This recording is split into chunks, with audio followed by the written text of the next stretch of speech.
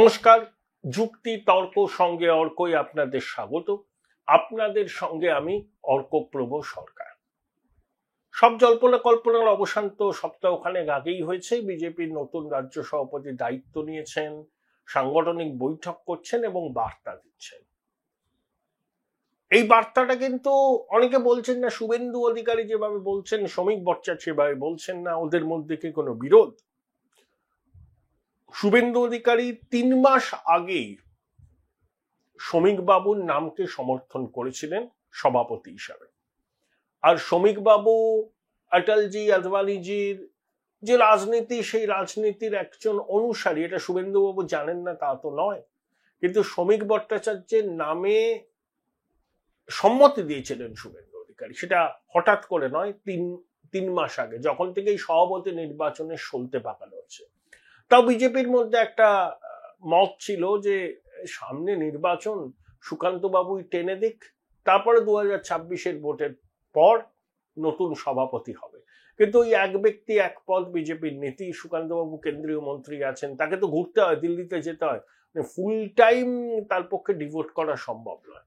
এখন সুকান্ত বাবুকে এমওএস আছেন তিনি, তার পদোন্নতি হতেই পারে। কিন্তু শ্রমিক ভট্টাচার্য 74 সাল থেকে সঙ্গে সঙ্গে যুক্ত, 5 দশকের বেশি সময় তিনি হরিপদ ভারতী থেকে সুকান্ত মজুমদার সবার সঙ্গে কাজ করেছেন। তাই তার মনোনয়ন নিয়ে কারুর মনে কিন্তু কোনো ক্ষোভ নেই। অনেকেই বলছেন যে শ্রমিকদা শেষ পর্যন্ত প্রাপ্য সম্মানটা পেলেন।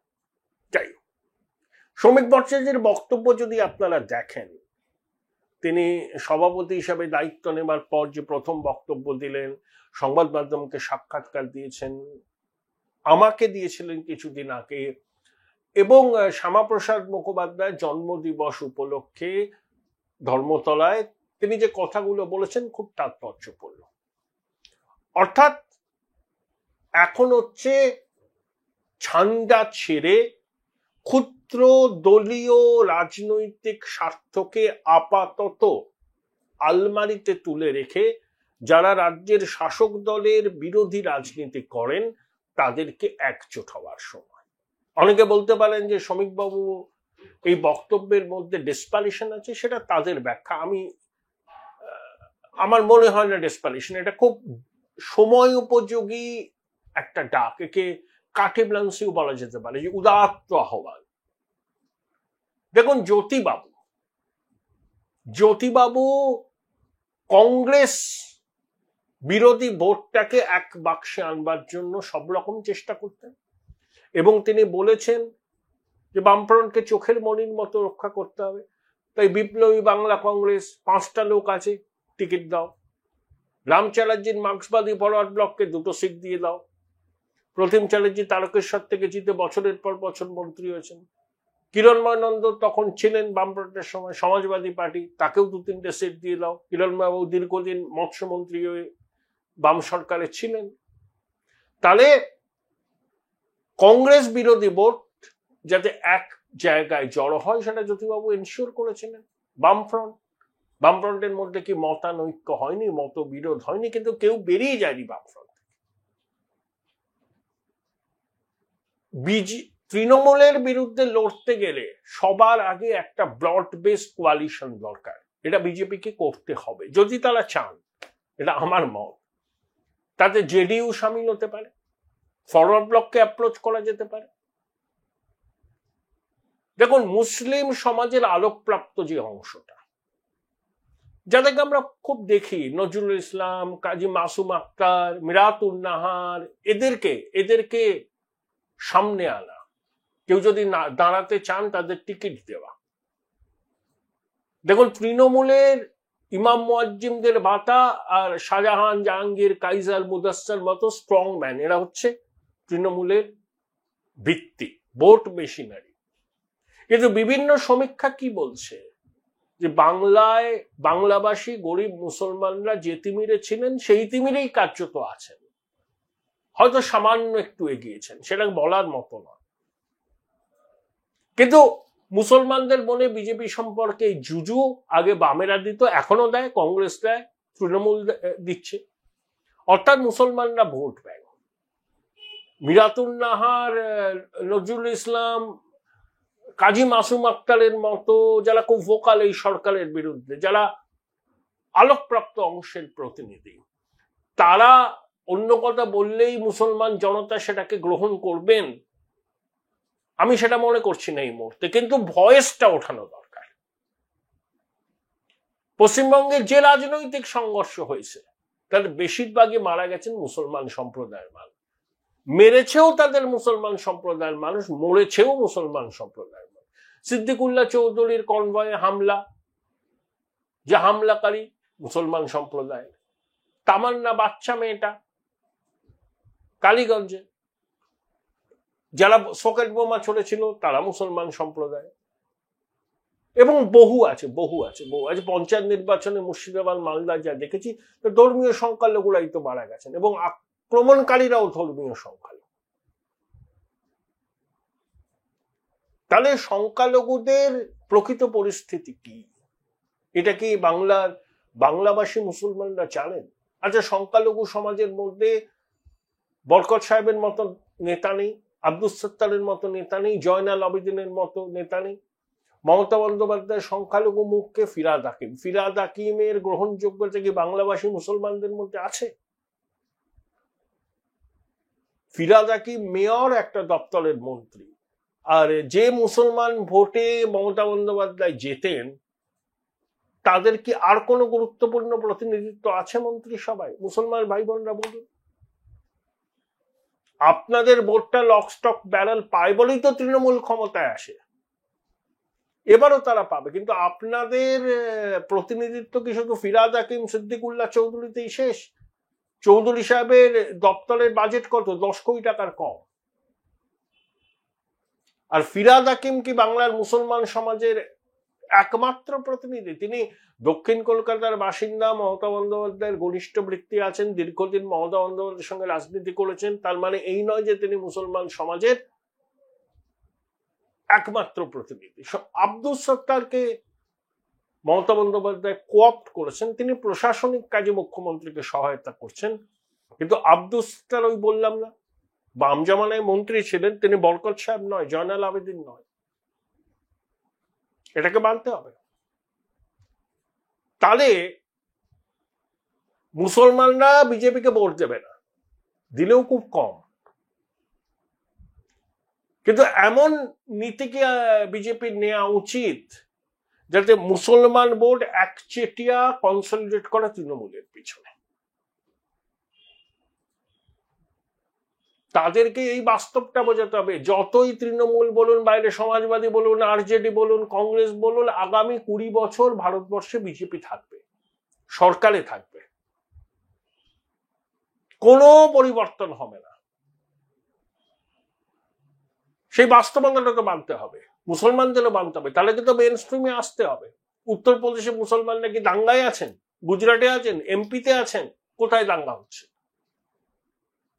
তাদেরকে বিজেপি ভয়টা কাটাতে হবে। এই ভয়টা কাটাতে পারে মুসলিম সমাজের আলোকপ্রাপ্ত অংশ এবং বিজেপি।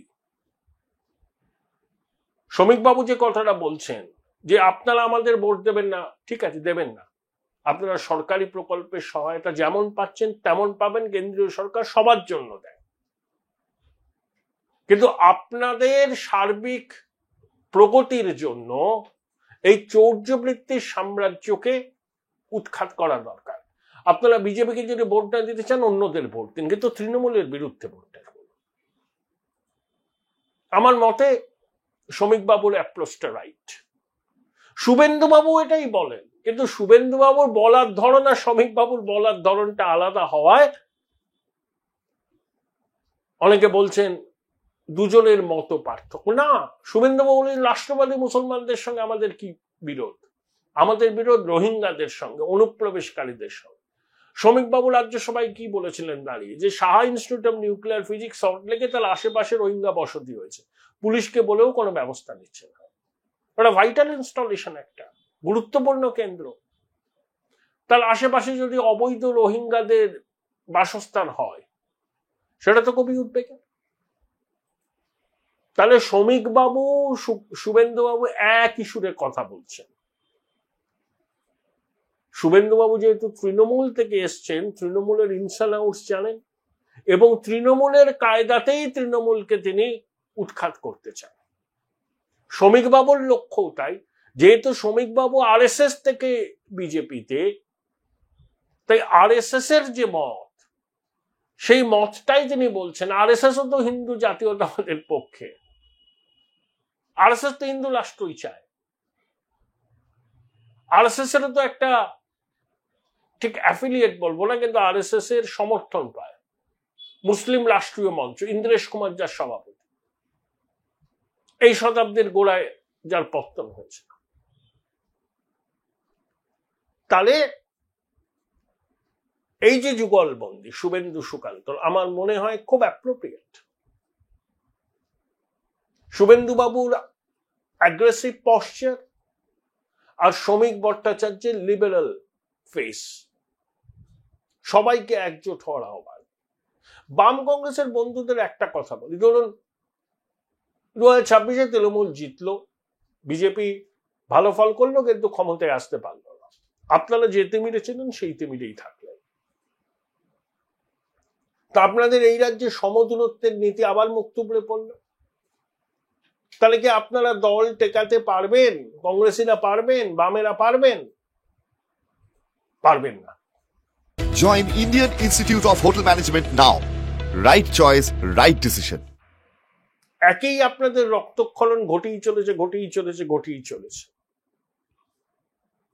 আচ্ছা, তৃণমূল যদি হটে যায়, বিজেপি ক্ষমতায় আসলো, পশ্চিমবঙ্গে পৃথিবীর কোথাও তো বিরোধী শূন্য থাকে না, স্পেসটা তো ক্রিয়েট হয়ে গেল। তৃণমূল আর কোনোদিন ঘুরে দাঁড়াতে পারবে না। তৃণমূল একবার ক্ষমতা থেকে হটলে কটা ফ্র্যাকশনে তৃণমূল যে ভাগ হবে কেউ জানে না। সবাই লুকিয়ে রাখা তলোয়ার নিয়ে নিয়ে পড়বে। তৃণমূলের মধ্যে তো অনেকে আছে কংগ্রেসই ঘরানায়, কংগ্রেস করতেন, তৃণমূল করেছেন। তারা কি করবেন? তারা তো বিজেপি যেতে পারবেন না, তারা তো কংগ্রেসে আসবেন। কংগ্রেস তো উজ্জীবিত হবে, বামপন্থীরা উজ্জীবিত হবে। তখন তো বিজেপি বিরোধী প্রধান ফোর্স হবে বাম কংগ্রেস। তখন হবে মতাদর্শগত লড়াই এবং ভোটের লড়াই। সেই স্পেসটা যদি বাম কংগ্রেসের ফিরিয়ে আনতে হয়, তাহলে তাদের কিন্তু এবার কিভাবে তৃণমূল সরকারকে হটানো যায় ভোটের মাধ্যমে সেটা নিশ্চিত করতে হবে। ট্যাকটিক্যাল ভোটিং করতে হবে। ছুতমার্গ রাখার সময় এটা নয়। 77-এর নির্বাচনে বামপন্থী জনতা পার্টি জনসংঘতে একজোট হয়েছিল, সময়টা দরকার। বলতে পারেন তখন জেপি ছিল, সর্বাত্মক বিপ্লব। সব যুগে এরকম জেপি হন না, জেপি একটাই হয়, জেপি ফেনোমেনাল। কিন্তু এবারও পরিস্থিতি কি, যে সবাইকে সংকীর্ণ দলীয় স্বার্থকে ভুলে একজোট হতে হবে। তার মানে কোনো ব্রড বেসড আসন সমঝোতার কথা বলছি না, যেখানে যে 74টা আসন, যেখানে মুসলমানরা সংখ্যাগরিষ্ঠ, তারাই নির্ণায়ক শক্তি, সেখানে তো বাম কংগ্রেস ভালো লড়াই দিতে পারে। এবং বিজেপির উচিত কিভাবে তৃণমূল বিরোধী লড়াইটা ওই 74টা কেন্দ্রে আকর্ষণীয় হয় সেটা নিশ্চিত করা। আবার যেখানে বাম কংগ্রেসের ওই 5% ভোট পেয়ে তারা তৃণমূল বিরোধী ভোটটাকে ভাগ বসিয়ে তৃণমূলের সুবিধা করে দিয়েছেন আগে, সেখানে তাদেরকে ভাবতে হবে যে তাদের ভোটটা তারা কিভাবে দেবেন, যাতে তারা তৃণমূলের ডিফিটটাকে এনশিওর করতে পারে। এটাই তো শ্রমিকবাবু বলছেন, শুভেন্দু এটা বলছেন। তাই এই যুগলবন্দি খুব এফেক্টিভ। তৃণমূলের সরকারের পতন না হলে বিজেপি দেখুন সরকারে আসবে বা প্রধান বিরোধী দল হবে, তাদের ভোটের শতাংশ 40-এর উপরে যাবেই যাবে। বাম কংগ্রেসের কি ভবিষ্যৎ? তারা কি শূন্যই থাকবেন? তাদের যদি পশ্চিমবঙ্গে প্রাসঙ্গিক রাজনীতি করতে হয়, তাহলে তাদের সবার আগে তৃণমূল বিরোধী ট্যাকটিক্যাল ভোটটা করতে হবে। তৃণমূল সরকার থেকে গেলে যে স্পেসটা তৈরি হবে, সেই স্পেসে বাম কংগ্রেস কিন্তু রাজনীতিটা করতে পারবে। তখন তাদের লড়াই হবে বিজেপির সঙ্গে, সেটা তো মতাদর্শগত লড়াই। কংগ্রেসের একটা মতাদর্শ আছে, বামেদের আছে, বিজেপির আছে, কিন্তু তৃণমূলের তো কোনো মতাদর্শ নেই। সিপিএম বিরোধিতা থেকে তৃণমূলের জন্ম, তাই সিপিএম তো এখনো ক্ষীণতনু, হীনবল। এখন তাই বিজেপি বিরোধিতাকে একটা আঠার মতো এনে সংখ্যালঘু সমাজকে তৃণমূল বার্তা দিচ্ছে, দেখো আমি তোমাদের রক্ষা কর্তা। বাম কংগ্রেসের জায়গা নেই। তাহলে বাম কংগ্রেসকে এ রাজ্যে রাজনীতি করতে হলে, প্রাসঙ্গিকতা ফিরে পেতে হলে তৃণমূল সরকারের অপসারণটা একান্ত জরুরি তাদের কাছে। এবং সেটা তখনই নিশ্চিত হবে যখন তৃণমূল বিরোধী ভোটটাকে ভাগ হবে না। এবং সেজন্য বাম, কংগ্রেস, বিজেপি সবাইকেই ট্যাকটিক্যাল ভোট করতে হবে।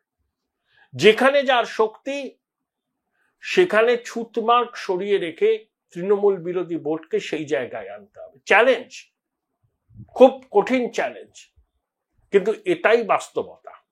শ্রমিকবাবু এই বাস্তবতার কথাই বলেছে। শুভেন্দুবাবুর পথ শ্রমিকের থেকে আলাদা নয়। যতই কিছু কলমচি এবং কিছু বিশ্লেষক কল্পিত বিরোধের তত্ত্ব খাড়া করতে চান, সফল হবে না।